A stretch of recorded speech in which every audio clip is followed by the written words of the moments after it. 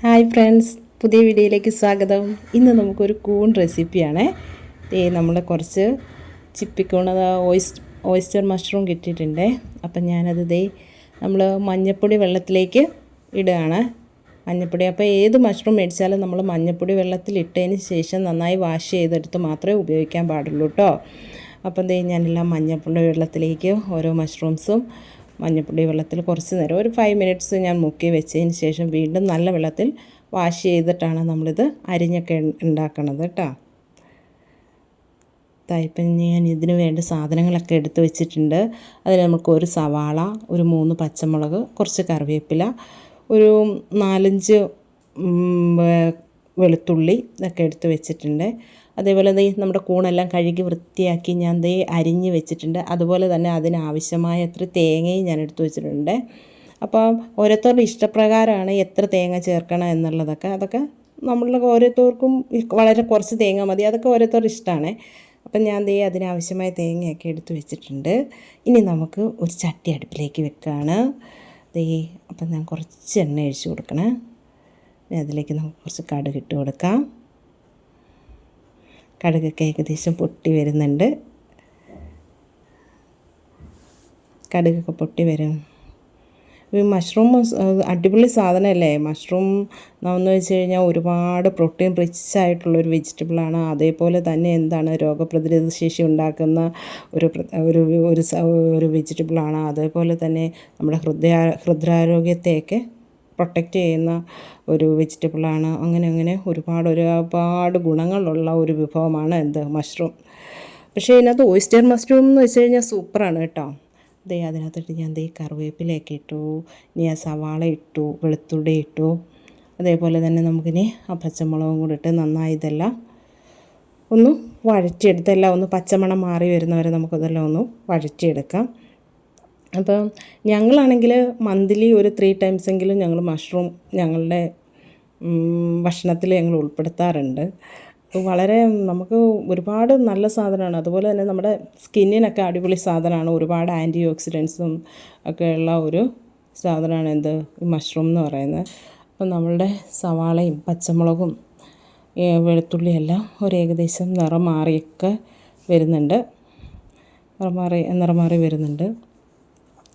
അതിലേക്ക് നമുക്ക് ഇനി എന്താ ചെയ്യുകയെന്ന് വെച്ച് കഴിഞ്ഞാൽ അതിലേക്ക് നമുക്ക് കുറച്ച് കുരുമുളക് പൊടി ഇട്ട് കൊടുക്കാം. കുരുമുളക് പൊടിയൊക്കെയാണ് നമ്മുടെ ഇതിൻ്റെ പ്രത്യേക ടേസ്റ്റിനുള്ള ഒരു പ്രധാന സാധനമാണ് കുരുമുളക് പൊടി. ഒരു 1/4 ടീസ്പൂൺ കുരുമുളക് പൊടി ഇട്ട് നന്നായി ഇതൊന്ന് മിക്സ് ചെയ്തു കൊടുക്കുകയാണ്. അതിലേക്ക് നമുക്കിനി കുറച്ച് ഗരം മസാല ചേർക്കാം കേട്ടോ. കുറച്ച് ഗരം മസാലയൊക്കെ ഓരോരുത്തർക്കും ഇഷ്ടമുണ്ടെങ്കിൽ മാത്രം ചേർത്താൽ മതി കേട്ടോ.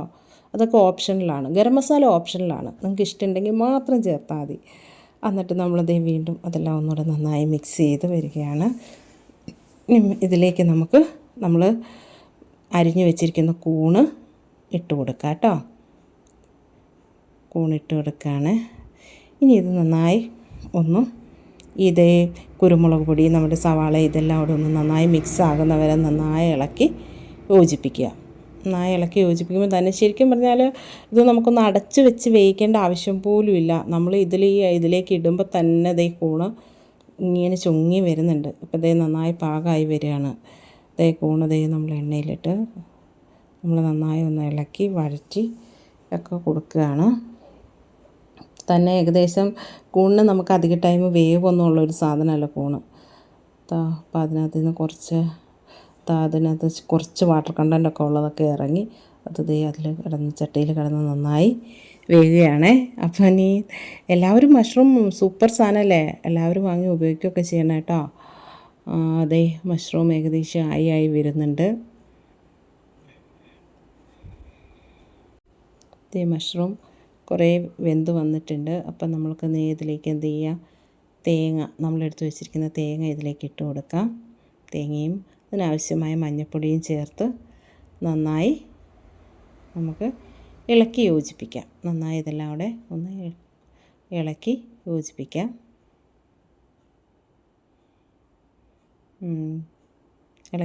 ഇളക്കി യോജിപ്പിക്കാം.